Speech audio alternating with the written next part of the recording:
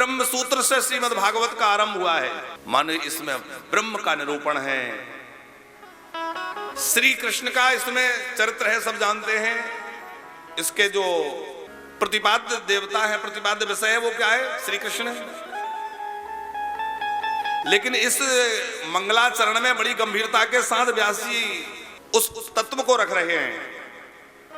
पहली चीज तो यह है कि ब्रह्म सूत्र से आरंभ कर रहे हैं। इसका मतलब यह है कि जिस ग्रंथ में जो वर्णन किया जाना है वो ब्रह्म का वर्णन है, वो कोई साधारण व्यक्ति का वर्णन नहीं है, वो कोई ऐसे वैसे देवता का वर्णन नहीं, वो ब्रह्म का वर्णन है, ब्रह्म का बखान है। कैसे ब्रह्म? बोले मुह्यंति यत सूर्या, बड़े बड़े सूर्य माने बड़े बड़े विद्वान जिसके संदर्भ में मोहित हो जाते हैं, उस परम ब्रह्म का। और आखिरी में तो कह दिया सत्यम परम धीमहि, नाम नहीं लिया। मैं उस सत्य स्वरूप परमात्मा का ध्यान करता हूं। क्यों ऐसा किया?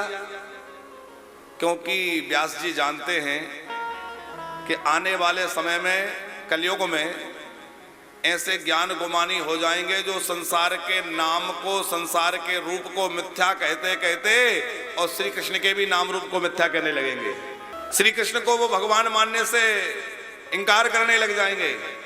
तो इसलिए श्री व्यास जी अपने मंगलाचरण में ही उस तत्व की पुष्टि करते हुए पहले तो ब्रह्म सूत्र को यहां लाते हैं कि भैया जिस कृष्ण का मैं वर्णन करने जा रहा हूं वो परम ब्रह्म है, इसमें संदेह मत करना।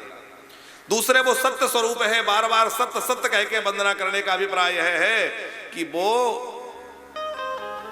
सत्य सच्चिदानंद परमात्मा है, सत्य स्वरूप ब्रह्म है। भागवत के आरंभ में भी सत्य कहा है, सत्यम परम धीमहि। गर्भ स्तुति के समय बार बार सत्य सत्य कह के वंदना की है। और समापन में भी तच्चुवदम विमलम विशोकमृतम सत्यम परम धीमहि, अंतिम में भी सत्यम परम धीमहि। वह सत्य स्वरूप है। इसका अर्थ यह है कि वो चाहे माखन चुराता दिखे, चाहे वस्त्र चुराता दिखे, चाहे गैया चराता दिखे, चाहे ग्वालों का झूठा खाता दिखे, पर उसमें संदेह नहीं करना है। वह परम ब्रह्म है, वह परमात्मा है, इसमें किंचित भी संदेह नहीं करना है।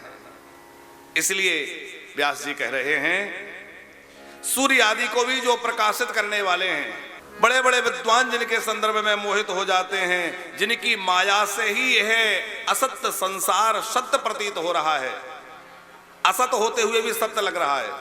क्यों लग रहा है? बोले इसको धारण करने वाले परमात्मा हैं। और जैसे किसी बड़े व्यक्ति ने नकली हार पहन रखा हो, तो कोई बड़ा श्रीमंत व्यक्ति नकली हार भी पहनेगा तो लोग क्या कहेंगे?